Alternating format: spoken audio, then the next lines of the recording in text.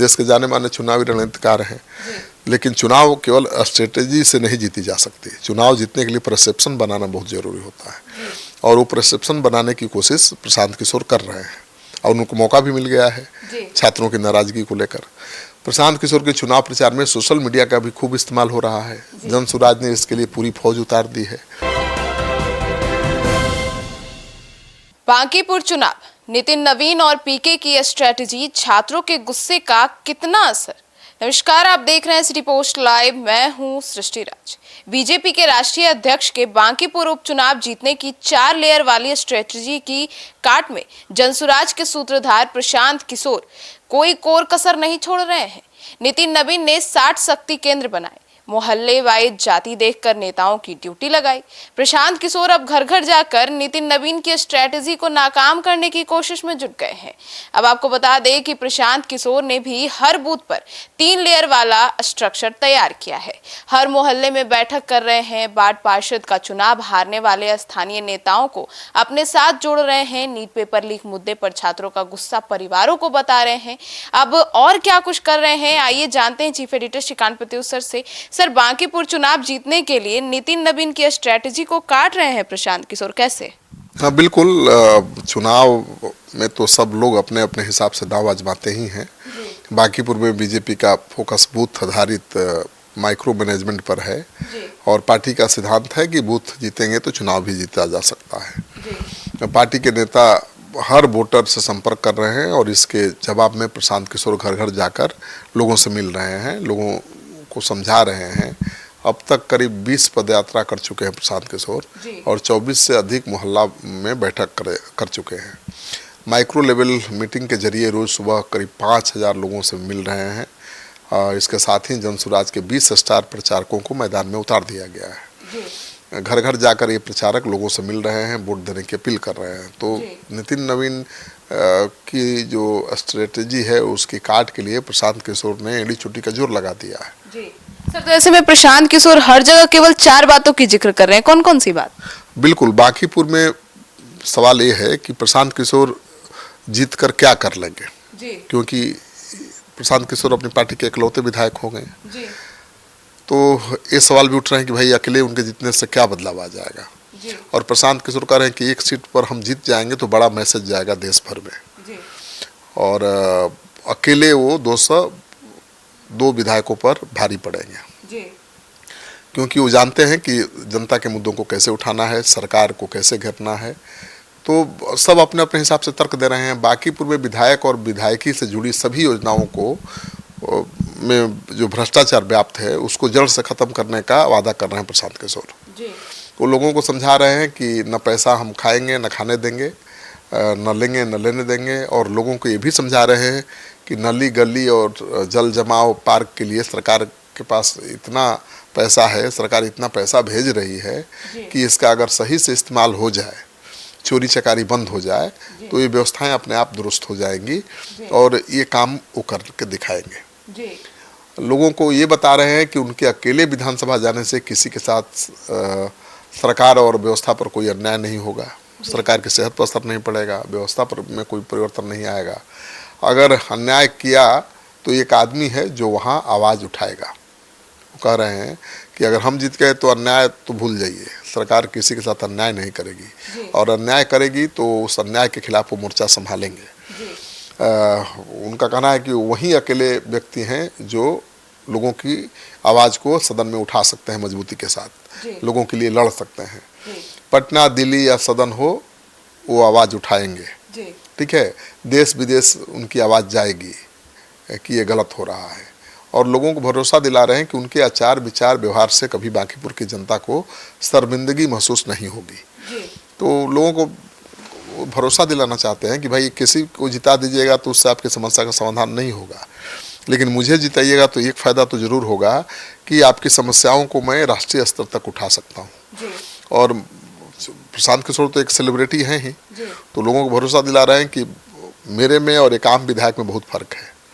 एक आम विधायक सरकार से लड़ाई नहीं लड़ सकता है, लेकिन प्रशांत किशोर लड़ सकता है। सर, तो ऐसे में प्रशांत किशोर बीजेपी के कोर वोटर्स को कैसे समझा रहे हैं? देखिए, पीके लोगों को ये समझा रहे हैं कि बांकीपुर की एक सीट हार जाने से बीजेपी का कुछ नहीं बिगड़ेगा, ठीक है, सरकार पर कोई असर नहीं पड़ेगा। लेकिन अगर लोगों ने प्रशांत किशोर को विधानसभा भेज दिया तो जनसुराज का एक विधायक 202 विधायकों की नाक में दम करके रख देगा, उन्हें मजबूर कर देगा कि जनता का काम करेंगे, भ्रष्टाचार नहीं करेंगे। वो लोगों को समझा रहे हैं कि जिस बीजेपी के लिए आप लोग दशकों से वोट दे रहे हैं, उसके सर्वोच्च नेताओं को ये संदेश जाएगा कि बांकीपुर की जनता मनमानी नहीं चलने देगी। वो इस चुनाव को बीजेपी के खिलाफ, मुख्यमंत्री सम्राट चौधरी के खिलाफ जनमत संग्रह भी बता रहे हैं। वो लोगों को समझा रहे हैं कि अगर नीतीश कुमार की जगह सम्राट को सीएम बनाने से वो नाराज है तो यही मौका है कि उनको चुनाव जिताकर बीजेपी के आला कमान को संदेश दें। तो हर तरीके से सरकार को भी घेर रहे हैं और ये भी समझा रहे हैं कि सरकार के सेहत पर कोई असर भी नहीं पड़ेगा। मतलब आप बीजेपी के सपोर्टर हैं तो आपकी सरकार तो है ही, वो रहेगी ही, लेकिन बीजेपी से आपकी नाराजगी भी है, सीएम सम्राट चौधरी से भी नाराजगी होगी। तो मुझे जिताकर ये संदेश दीजिए ताकि मोदी जी के कान तक ये बात पहुंचे कि बिहार की जनता क्या चाहती है, बांकीपुर की जनता क्या चाहती है। सर, तो ऐसे में प्रशांत किशोर के प्रचार का तरीका क्या है? देखिए, प्रशांत किशोर सुबह 6 बजे निकल जाते हैं और रात 10:30-11 बजे तक अलग अलग जगहों पर घूमते रहते हैं। पार्क में लोगों से मिल रहे हैं, मोहल्ले में अलग अलग बैठकें कर रहे हैं। नितिन नवीन की रणनीति के अनुसार बीजेपी के 50 विधायक विधान पार्षद बांकीपुर में पॉकेट मीटिंग कर रहे हैं, ठीक है ना। जिस मोहल्ले में जिस जाति के लोगों की संख्या है उसमें उस जाति के बड़े नेताओं को वोट मांगने के लिए भेजा जा रहा है। इसके जवाब में प्रशांत किशोर भी सभी वार्ड में पॉकेट मीटिंग कर रहे हैं। वार्ड में पहुंच बढ़ाने के लिए हर वार्ड पार्षद, चुनाव हारने वाले जो स्थानीय वार्ड पार्षद हैं, चुनाव जीतने वाले जो स्थानीय नेता हैं, उनको अपने साथ जोड़ रहे हैं। बीजेपी ने हर बूथ पर कार्यकर्ता 60 से अधिक शक्ति केंद्र बनाया है।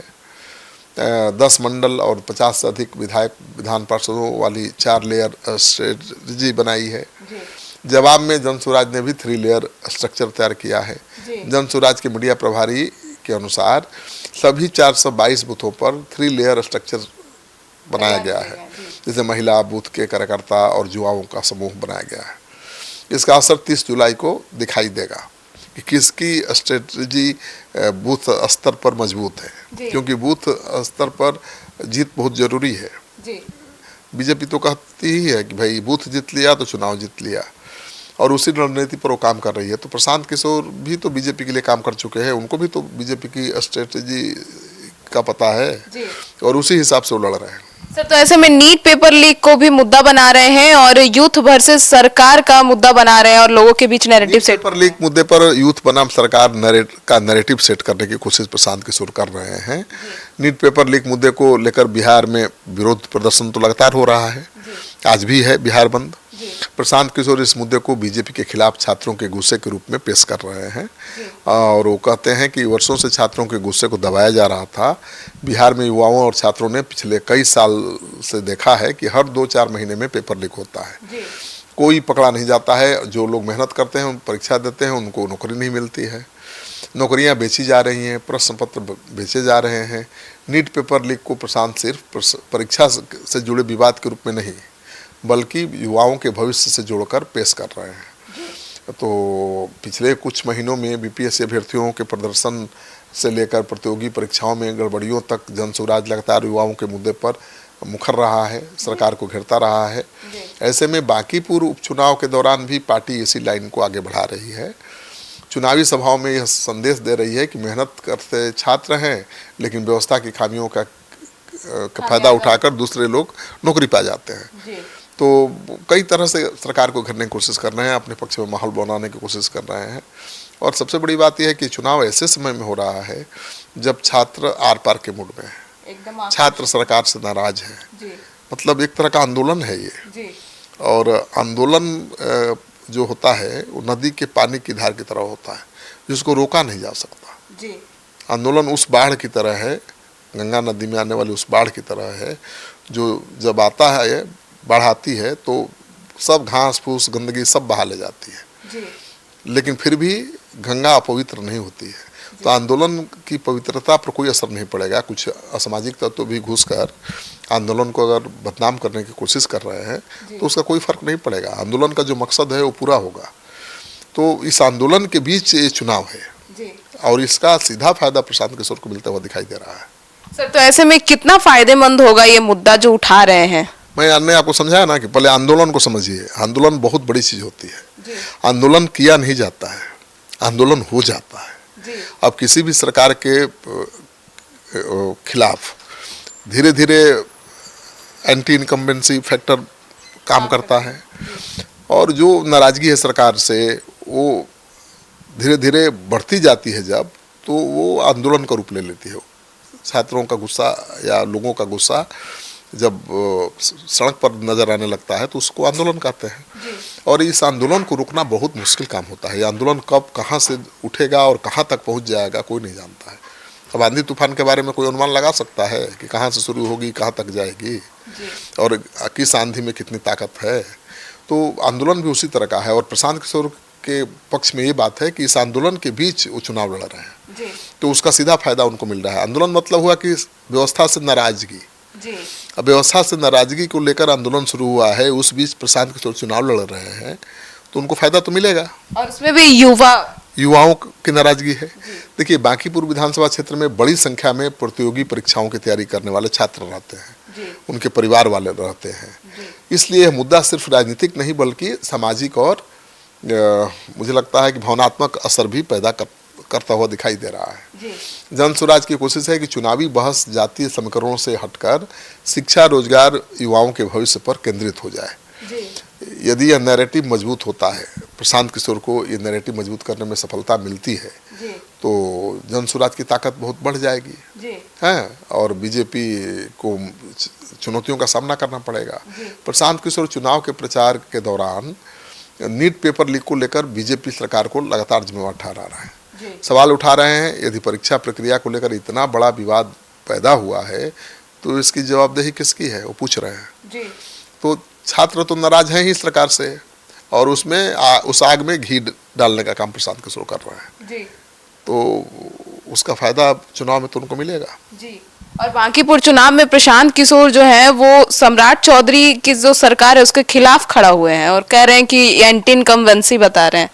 नहीं, देखिए, प्रशांत किशोर बांकीपुर उपचुनाव को सम्राट सरकार के खिलाफ सबसे बड़ा चुनाव बता रहे हैं, जनमत संग्रह बता रहे हैं।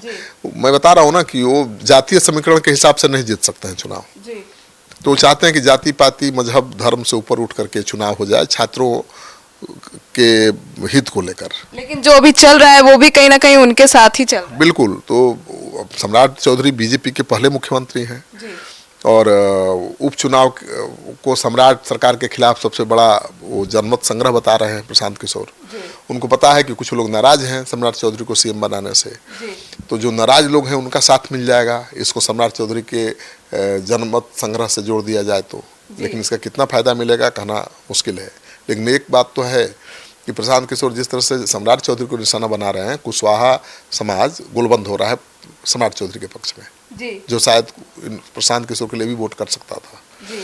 तो अब देखिए है क्या कि प्रशांत किशोर अपील कर रहे हैं कि भाई बांकीपुर में मतदान के जरिए अपनी नाराजगी दिखाने का एक मौका है कि आप सीएम से खुश नहीं हैं, आप सरकार से खुश नहीं हैं, आप बीजेपी से खुश नहीं हैं। प्रशांत किशोर कहते हैं कि बिहार की राजनीति को नई दिशा देने की जरूरत है और उन्होंने बांकीपुर उपचुनाव को राजनीतिक संदेश देने का मंच बनाया है।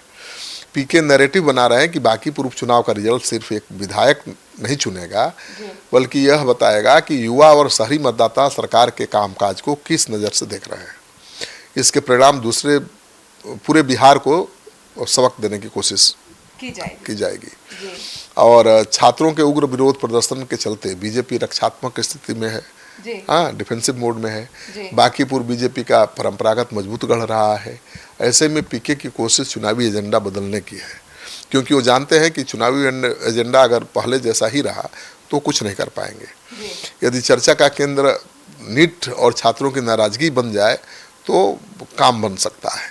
और इसलिए प्रशांत किशोर सम्राट चौधरी को टारगेट कर रहे हैं। सम्राट चौधरी छात्रों की नाराजगी को भुनाने की कोशिश कर रहे हैं और देखिए उसका फायदा तो उनको मिलता हुआ दिखाई दे रहा है, क्योंकि अब लड़ाई इस सीट पर आरजेडी बीजेपी के बीच नहीं है और ना ही त्रिकोणीय है। लड़ाई सीधे बीजेपी आरजेडी बीजेपी और जनसुराज के बीच हो गई है। ये मुश्किल है बीजेपी के लिए। सर, तो प्रशांत किशोर ने तो सोशल मीडिया की फौज भी उतार दी है। हाँ बिल्कुल, तो प्रशांत किशोर तो इसी के मास्टर माने जाते हैं, देश के जाने माने चुनावी रणनीतिकार हैं। लेकिन चुनाव केवल स्ट्रेटेजी से नहीं जीती जा सकती, चुनाव जीतने के लिए परसेप्शन बनाना बहुत जरूरी होता है, और वो परसेप्शन बनाने की कोशिश प्रशांत किशोर कर रहे हैं, और उनको मौका भी मिल गया है छात्रों की नाराजगी को लेकर। प्रशांत किशोर के चुनाव प्रचार में सोशल मीडिया का भी खूब इस्तेमाल हो रहा है। जन सुराज ने इसके लिए पूरी फौज उतार दी है, एक एक एक्टिविटी को पोस्ट किया जा रहा है। प्रशांत किशोर की टीम में करीब 7 से 8 लोग दिन भर सोशल मीडिया के लिए काम कर रहे हैं। ये लोग प्रशांत किशोर की सारी एक्टिविटी को जोड़कर वीडियो तैयार कर और पोस्ट करते रहते हैं। जन सुराज हर दिन अपने सोशल मीडिया पर 10 से 11 वीडियो पोस्ट कर रहा है। इसमें प्रशांत किशोर का रोड शो करते वीडियो है, आम लोगों से बातचीत करते, वोट देने की अपील करते हुए वीडियो हैं। तो प्रशांत किशोर ने एड़ी चोटी का जोर लगा दिया है, क्योंकि वो भी जानते हैं कि ये चुनाव उनका भी राजनीतिक भविष्य तय करेगा। अगर इतना कोशिश के बावजूद भी वो चुनाव हार गए, माहौल अनुकूल होने के बावजूद चुनाव वो हार गए, छात्रों के आंदोलन के बीच वो चुनाव हार गए, तो फिर आगे खड़ा होना या अपने को बीजेपी के विकल्प के रूप में पेश कर पाना बहुत मुश्किल होगा। लेकिन वो जीत गए तो एक झटके में बहुत कुछ मिल जाएगा, मतलब वो बीजेपी के विकल्प के रूप में देखे जाने लगेंगे, और इसका बहुत असर बिहार से लेकर देश की राजनीति पर भी पड़ेगा। तो सुना आपने, तो अब बांकीपुर चुनाव को लेकर आपकी क्या राय है, कमेंट सेक्शन में जरूर बताइएगा। धन्यवाद।